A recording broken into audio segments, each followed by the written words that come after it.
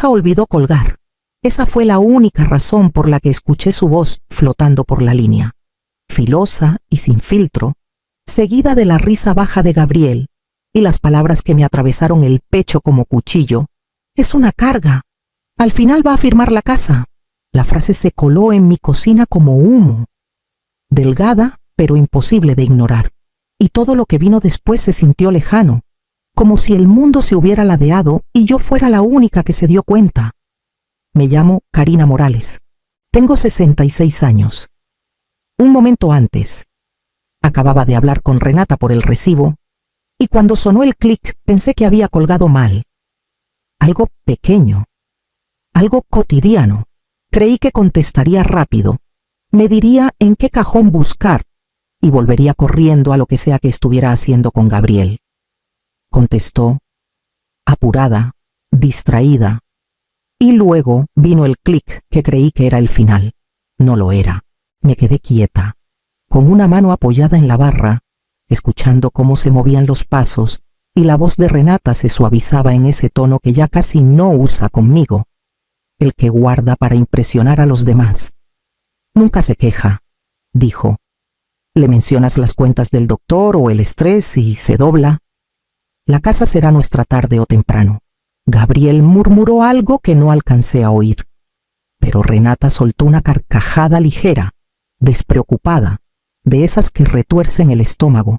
No hablé, no colgué, ni siquiera respiré por unos segundos. Miré la puerta del refri, una foto vieja de Renata a los 9 años, sin dientes de adelante, sonriendo como si el mundo le perteneciera. Antes tocaba esa foto todas las mañanas sin pensar. Esa vez no la toqué. Siguieron hablando, seguros, sin cuidado, hasta que la línea se quedó muda. Bajé el teléfono despacio, sintiendo un cambio chiquito dentro de mí, callado, decidido, sin vuelta atrás. El recibo podía esperar. Algo mucho más grande acababa de romperse. Algo mucho más grande acababa de romperse, y ya sentía la grieta extendiéndose mientras me alejaba de la barra y alcanzaba la caja vieja de papeles de mi tía, la mujer que me dejó esta casa. Había cosas que llevaba años haciendo como que no veía. Eso se acabó ahí. Me senté a la mesa con el celular todavía caliente en la mano y algo me jaló hacia atrás. No al negarlo todo, sino al recuerdo. De esos que llegan aunque no los llames. Renata tenía 10 años cuando su papá se fue.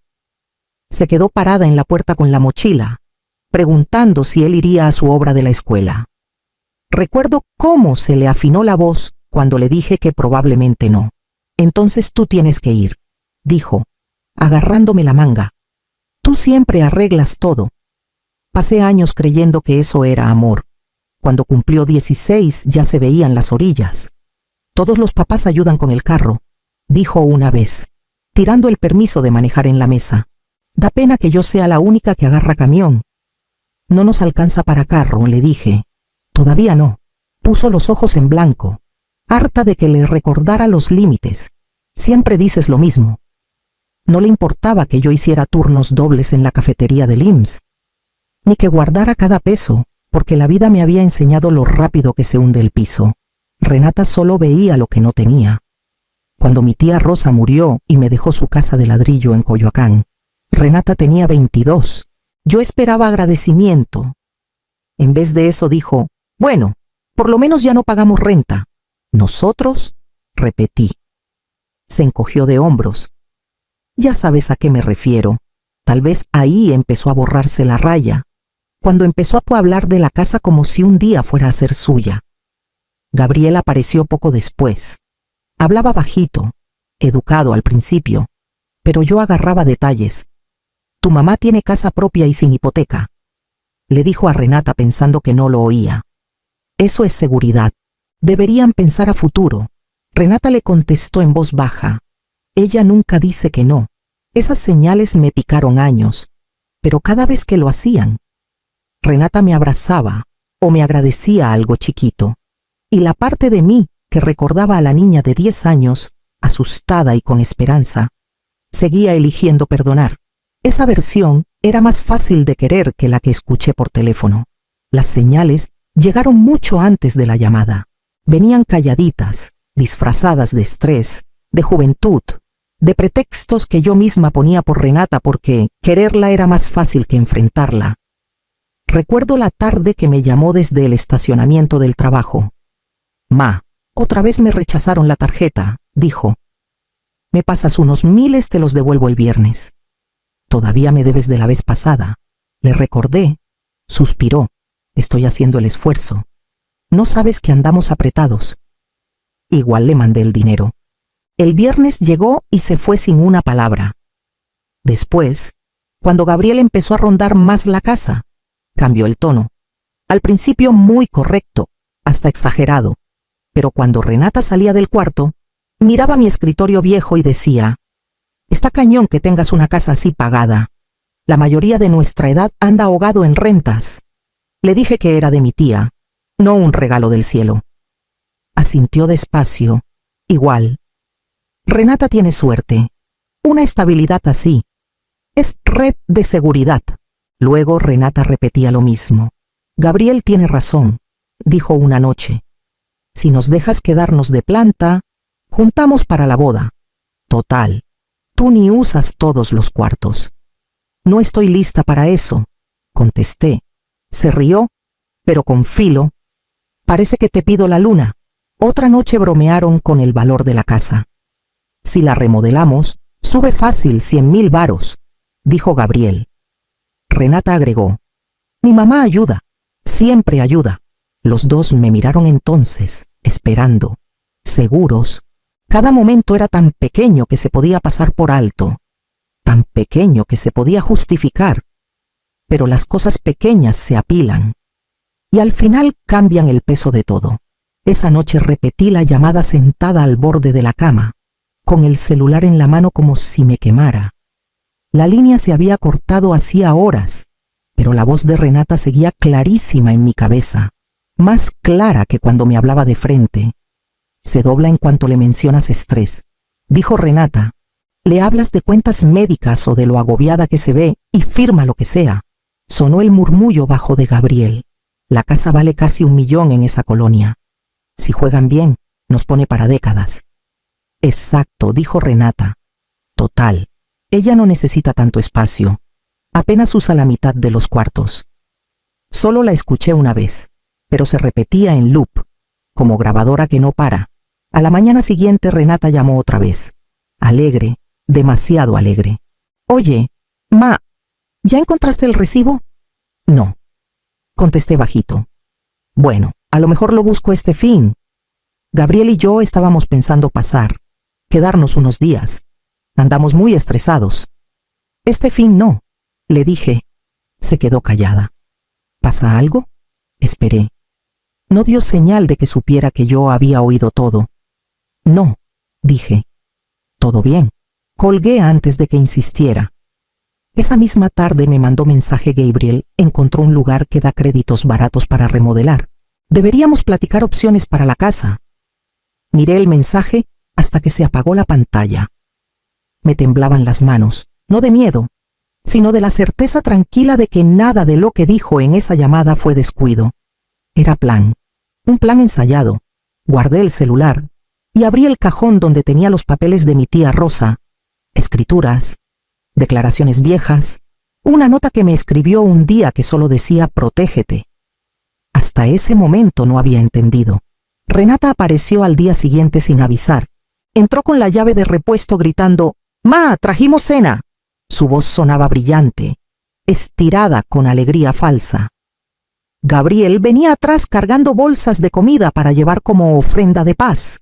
«Pensamos que estarías cansada», dijo Renata, acercándose a darme beso en la mejilla.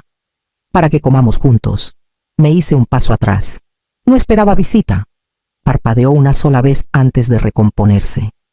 «Pues sorpresa, te encanta». Gabriel dejó las bolsas. «Traje el curry que te gusta, suave». «¿Verdad?». No contesté. Mi silencio hizo que Renata lo mirara rápido, como checando si se había dado cuenta de algo raro. Entonces, empezó mientras sacaba platos. «Ya estamos cerrando lo de Europa. Los vuelos salen más baratos si reservas con tiempo.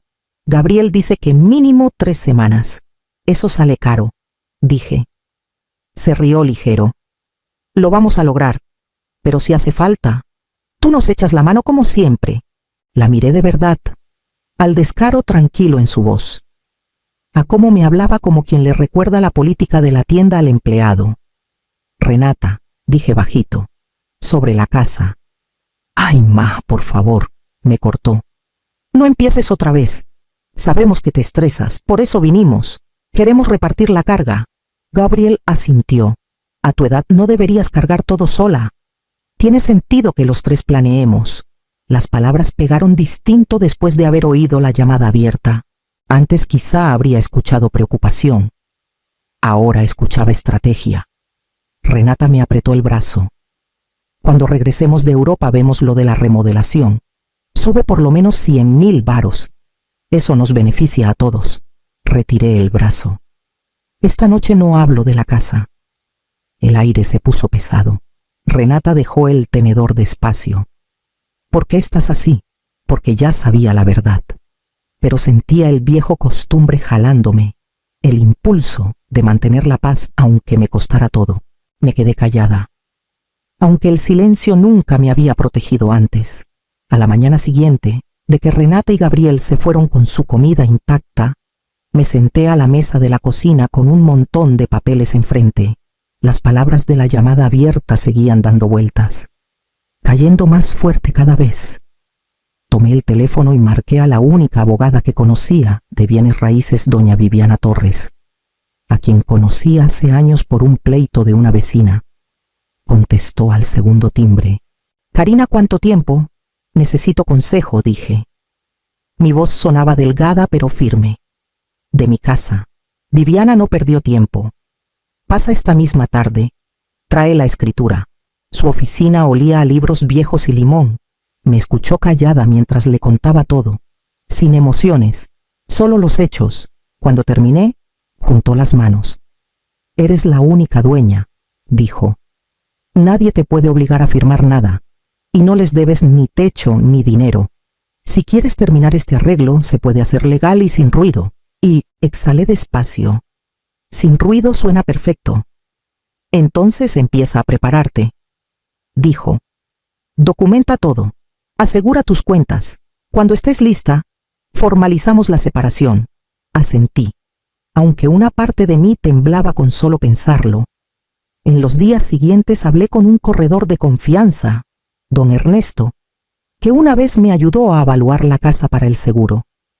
Necesito venta fuera de mercado, le dije. Rápida, sin anuncio público. No preguntó por qué. Conozco a 2 compradores que siempre andan buscando. Mándame fotos esta noche. En varios días abrí cuentas nuevas, transferí ahorros, cambié contraseñas, cancelé tarjetas viejas. Cada paso era como cortar hilos que llevaba años fingiendo que no me tenían amarrada. Luego, mientras ordenaba papeles en el closet del pasillo, encontré una caja de zapatos que decía con mi letra Renata, de 1 a 12 años. Me senté en el piso y saqué fotos una por una su primer día de clases.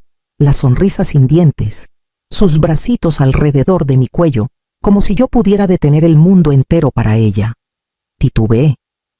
Cerré la caja con cuidado y la empujé a un lado. El amor no borraba lo que escuché. El amor no me protegía. Y callarme solo le había enseñado a Renata que tomarme las cosas no tenía costo. Me levanté. Me limpié las manos en el pantalón y abrí otra vez la laptop. El plan todavía no terminaba. La oferta llegó más rápido de lo que esperaba. Don Ernesto llamó una mañana mientras lavaba una taza. La quieren, dijo. Precio completo, de contado. Cierre en 10 días. Mis dedos se apretaron al asa. Entonces seguimos. Esos 10 días fueron puro cajas y firmas.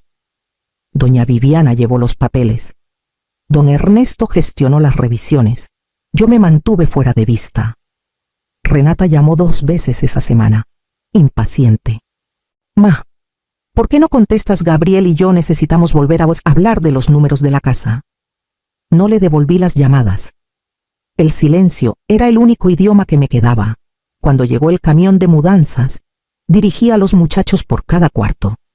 Todo esto va al departamento de la Narvarte, dije. Esto otro al bodega. El capataz asintió. ¿Todo a nombre de Renata Morales? ¿6 meses pagados? Sí. Sus cosas ocuparon menos cajas de lo que temía ropa. Cosas personales. Lo demás ya lo habían sacado. No miré mucho. La distancia hacía más fácil cargar. Mi departamento nuevo era chico, limpio y callado, sin closets compartidos, sin ecos de pleitos, sin pasos que llegan a medianoche esperando luz prendida. Abrí la puerta. Dejé una caja y dejé que el silencio se acomodara encima de mí como algo que por fin me gané. Solo quedaba una cosa. Regresé a la casa vieja cuando el sol caía. Las paredes desnudas, los cuartos vacíos de todo menos recuerdos.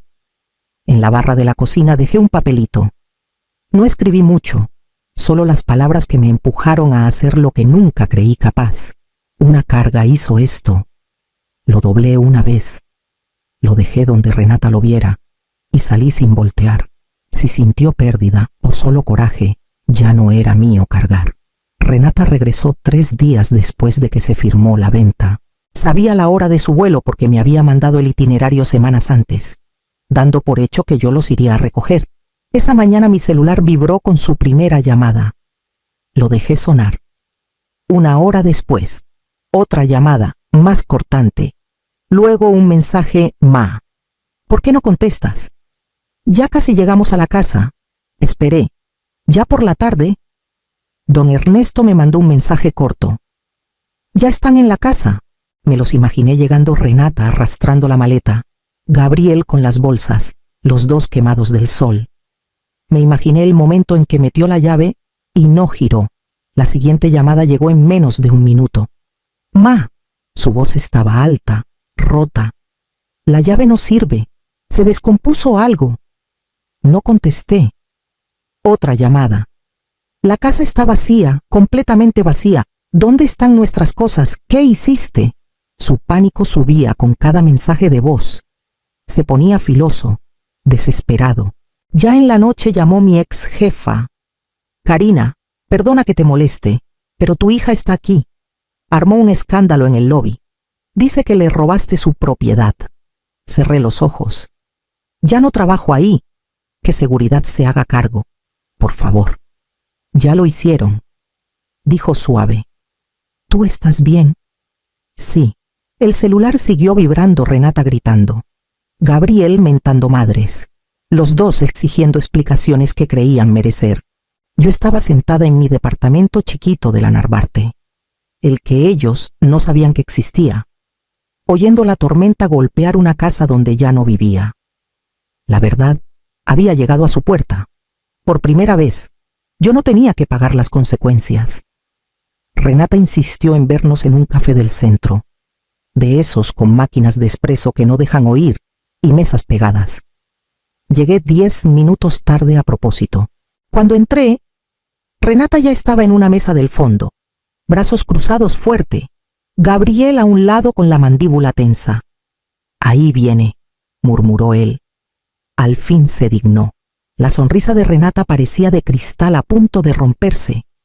Ma, tenemos que hablar, ya. Me senté sin tocar la carta.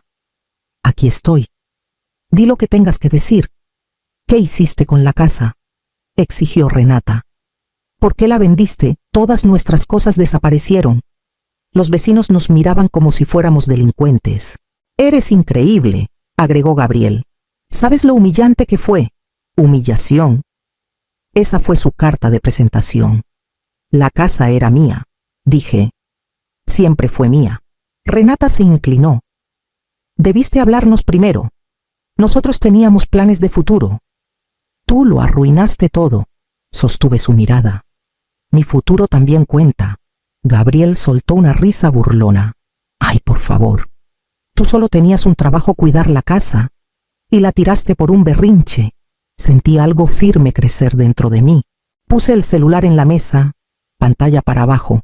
Antes de seguir con cualquier cosa, dije, tienen que escuchar algo. Renata frunció el ceño. Ma, ¿Qué es esto? Le di play. Su voz llenó el café al instante. Es una carga. Nunca se queja. Le mencionas estrés o cuentas y firma lo que sea. La voz de Gabriel siguió. Esa casa vale casi 1 millón. Si juegan bien sus cartas, nos pone para décadas. A Renata se le fue el color. Gabriel se quedó helado y luego se echó para atrás como si la distancia borrara el sonido. Quita eso, susurró Renata. La gente escucha. Yo escuché, dije. Con eso bastó, negó con la cabeza, los ojos llenos de lágrimas.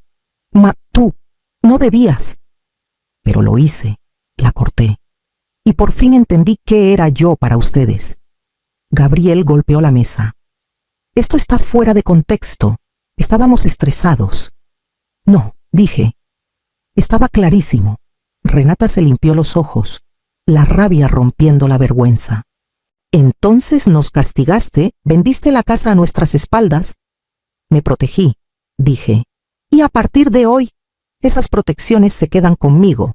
No puedes simplemente darle la espalda a tu propia hija, dijo, la voz quebrada. No me estoy dando la vuelta.